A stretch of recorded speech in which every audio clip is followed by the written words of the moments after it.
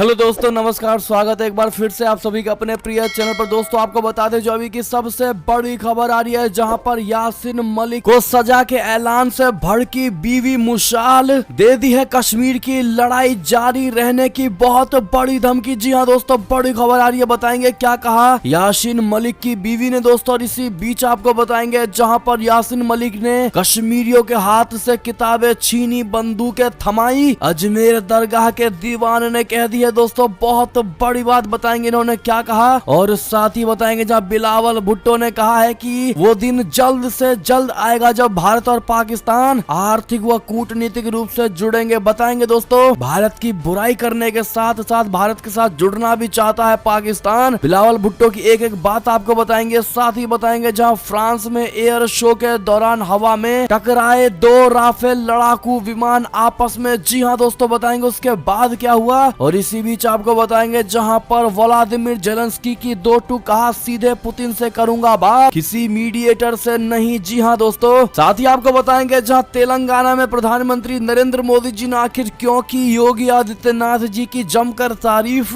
बताएंगे दोस्तों क्या थी वजह है। तो हर तरह की जानकारी हम आपको भी बताने वाले हैं, तो आराम से बने रहेगा वीडियो के अंत तक। और अभी खबरों में आगे बढ़ने से पहले हमेशा की तरह मानते हैं कि मोदी जी है तो हर चीज संभव है, भारतीय सेना है तो अपना देश गर्व से जी रहा है और आपको भी भारतीय होने पर शान है दोस्तों। और मानते हैं कि भारत देश नंबर 1 देश है और भारत की विदेश नीति सबसे बेस्ट है, सबसे टॉप की है। इस वीडियो को अभी कर दीजिए लाइक, चैनल को कर दीजिए सब्सक्राइब, बेल आइकन दबाइए, साथ ही कमेंट बॉक्स में लिख दीजिएगा जय हिंद। जी हाँ दोस्तों, तो चलते हैं पहली और सबसे बड़ी खबर की तरफ, जहाँ यासीन को सजा के ऐलान से भड़की बीवी मुशाल, कहा आखिरी सांस तक कश्मीर की लड़ाई जारी रहेगी। जी हाँ दोस्तों, टेरर फंडिंग मामले में यासीन मलिक को उम्र कैद पर पाकिस्तान में रह रही उसकी बीवी ने तीखी प्रतिक्रिया जताई है। यासीन की पत्नी मुशाल हुसैन मलिक ने कहा है कि उनकी लड़ाई आखिर तक जारी रहेगी। अदालत के फैसले पर मुशाल ने ट्वीट किया है, वे अपने मनचाहे फैसले दे सकते हैं, ये हमें हमारी आजादी के लिए लड़ने से नहीं रोक सकेगा। मैं इस संघर्ष को अंतिम सांस तक जारी रखूंगा और फिर मेरी बेटी इस लड़ाई को जारी रखेगी। हम तब तक पीढ़ियों तक लड़ेंगे जब तक हमें हमारे अधिकार नहीं मिल जाते। जी हाँ दोस्तों, आपको बता दें कौन है मुशाल। मुशाल पाकिस्तान की चर्चित हस्तियों में से एक है और मुशाल ने हमेशा भारत के खिलाफ भड़काऊ बयान देने का काम किया है दोस्तों, और कश्मीर को पाकिस्तान का हिस्सा बताया है। अक्सर सोशल मीडिया पर मुशाल भारत के खिलाफ विवादित राय देती है। लंदन से पढ़ी लिखी मुशाल एक मशहूर चित्रकार भी है। जी हाँ दोस्तों, ऐसे में दोस्तों इनके भड़काऊ बयान को लेकर आपकी क्या राय होगी दोस्तों?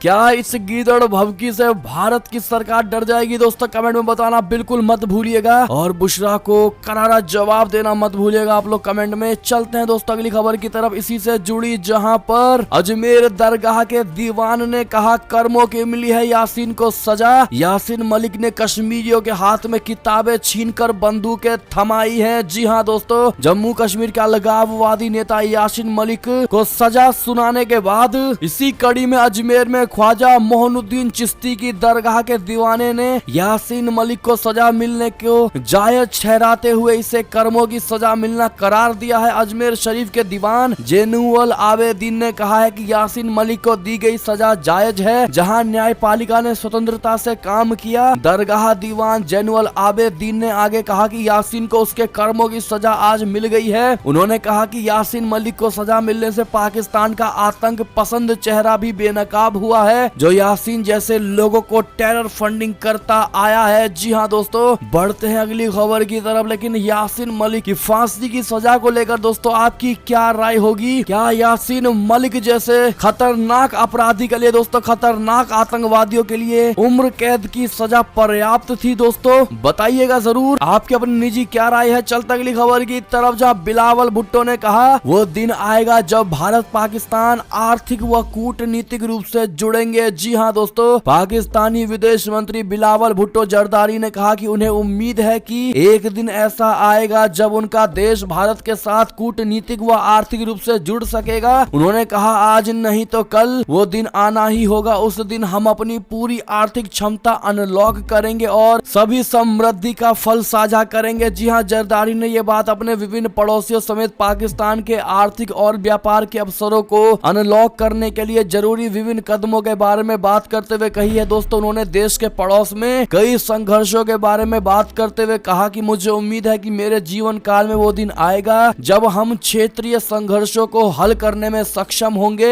ऐसे में दोस्तों बिलावल भुट्टो भारत के साथ आर्थिक व कूटनीतिक रिश्तों का सपना देख रहे हैं। दोस्तों क्या लगता है आपको, क्या भारत कभी भी पाकिस्तान के साथ अब आर्थिक व कूटनीतिक रिश्ता जोड़ पाएगा? दोस्तों कमेंट में जवाब जरूर दीजिएगा। और क्या बिलावल भुट्टो का सपना सपना ही रह जाएगा, बताना मत भूलिएगा। अगली खबर की बात करें जहां पर 2 राफेल लड़ाकू विमान फ्रांस के एयर शो के दौरान हवा में टकराए। बहुत बड़ी खबर, फ्रांस में एक एयर शो के दौरान 2 राफेल लड़ाकू विमान हवा में ही टकरा गए। दोस्तों घटना का एक वीडियो सामने आया है जिसमें दिखाया गया है कि रविवार को फ्रांस के चेटेन बोर्नार्ड सेन अड्डे में एक एयर शो के दौरान 2 राफेल लड़ाकू जेट हवा में टकरा गए। दोस्तों टक्कर में 2 जेट विमानों में से एक की ऊपरी पूंछ टूट गई, लेकिन ये सुरक्षित रूप से उतरने में सफल रहा। कथित तौर पर जेट का हिस्सा एक घर पर गिर गया और उसकी छत क्षतिग्रस्त हो गई। कोन्यक चेटोन बोर्नार्ड बेस के कमांडर कर्नल निकोलस लियोट ने कहा है कि दुर्घटना में फ्रांसीसी वायुसेना के 30वें लड़ाकू स्क्वाड्रन के 2 राफेल लड़ाकू विमान शामिल थे। टक्कर में एक विमान ने अपने टेलीफिन का हिस्सा खो दिया और मलबा गिर गया और जेनसेक ला पल्लू शहर में एक घर को क्षतिग्रस्त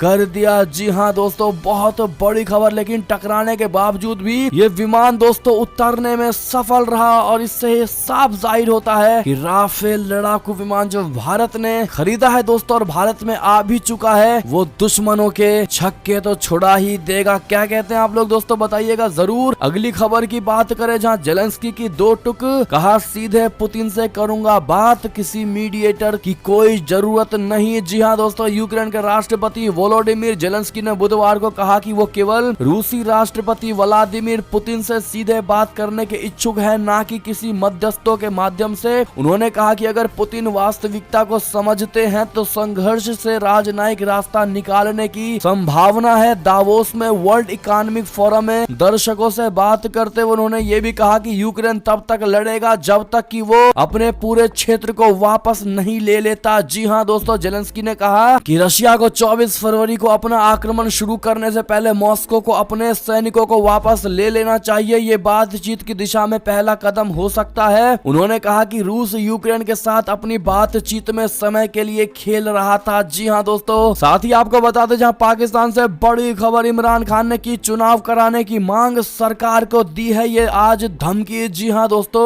पाकिस्तान के पूर्व प्रधानमंत्री इमरान खान ने प्रांतीय विधानसभाएं भंग करने और नए सिरे से आम चुनाव कराने की घोषणा के लिए शहबाज शरीफ सरकार को 6 दिन का वक्त दिया है। इसके साथ ही कहा है कि अगर सरकार ऐसा करने में विफल रहती है तो वो संपूर्ण देश के साथ राजधानी लौटेंगे। यहाँ जिन्ना एवेन्यू में आजादी मार्च में हजारों प्रदर्शनकारियों की एक रैली को संबोधित करते हुए इमरान खान अपनी पार्टी के प्रदर्शन को रोकने के लिए छापे और गिरफ्तारी जैसी रणनीतियों का इस्तेमाल करने के लिए सरकार पर हमलावर हो रहे हैं। दोस्तों हालांकि उन्होंने मामले पर संज्ञान लेने के लिए सुप्रीम कोर्ट का आभार व्यक्त किया। जी हाँ दोस्तों, साथ में उन्होंने ये भी कहा कि मैं 6 दिनों के बाद फिर से इस्लामाबाद आऊंगा। उन्होंने कहा कि सुप्रीम कोर्ट के न्यायाधीशों पर बड़ी जिम्मेदारी है। खान ने प्रश्न किया है कि लोकतंत्र में कहां शांतिपूर्ण विरोध की अनुमति नहीं है और प्रदर्शनकारियों को आंसू गैस के गोले, पुलिस छापे और गिरफ्तारी का सामना करना पड़ा है। बहुत बड़ी खबर दोस्तों। इसी बीच आपको बता दें जहां पर पाकिस्तान को IMF की बड़ी चेतावनी, 2 टुक, कहा पैसा चाहिए तो तेल से तुरंत सब्सिडी हटाओ। जी हाँ दोस्तों, एक कहावत है ना दोस्तों कि रस्सी जल गई पर बल नहीं गया, वही स्थिति पाकिस्तान की होती नजर आ रही है। दोस्तों अंतर्राष्ट्रीय मुद्रा कोष ने बुधवार को पाकिस्तान से साफ शब्दों में कहा है कि अगर उसे पैसे चाहिए तो वो तेल पर दी जा रही सब्सिडी तुरंत हटा दें। IMF ने जोर देकर कहा कि सहायता कार्यक्रमों के उद्देश्यों को प्राप्त करने के लिए ईंधन और ऊर्जा सब्सिडी को हटाने की तत्काल आवश्यकता है। ज्ञात हो कि पाकिस्तान के वित्त मंत्री मिफ्ता इस्माइल ने इस सप्ताह की शुरुआत में कहा था कि वो IMF को बताएंगे कि ईंधन और ऊर्जा सब्सिडी को वापस नहीं ले सकते हैं क्योंकि राष्ट्र इसे सहन नहीं कर पाएगा। उन्होंने कहा कि सब्सिडी पिछली PTI सरकार द्वारा पेश की गई थी। जी हाँ दोस्तों, यानी कि पाकिस्तान की इतनी भद्दी हालत हो गई है दोस्तों,